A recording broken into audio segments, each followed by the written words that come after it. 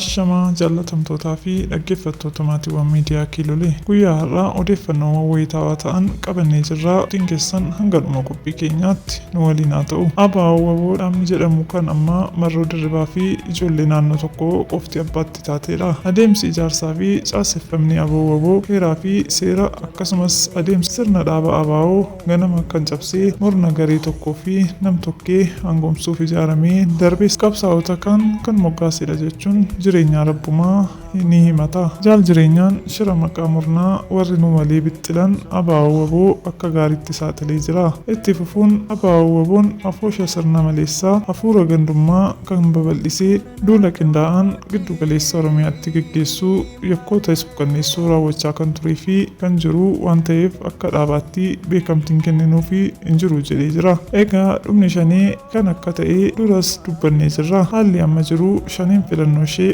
karaa nagaa gochuurraan kan hafe ofiin baddee wal balleessuu isheeti.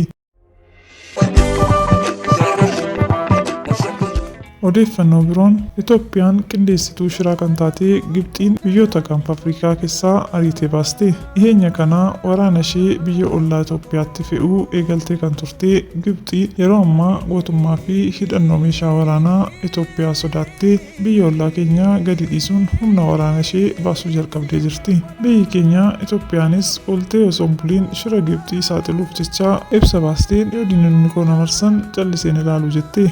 Ibsa baastee jalaan immoo hojiiwwan dippiloomaasii fi humna waraana ishee gara diinni qubatetti sochoosuu eegalte. Diinnis meeshaa waraanaa ammayyaa'aa gootichi raayyaan ittisa biyyaa hidhatee arguun sodaatee baqatee jira.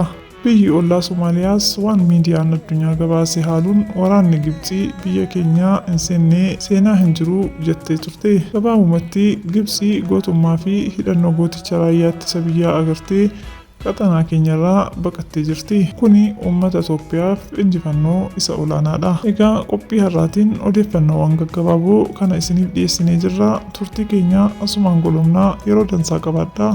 Galatooma.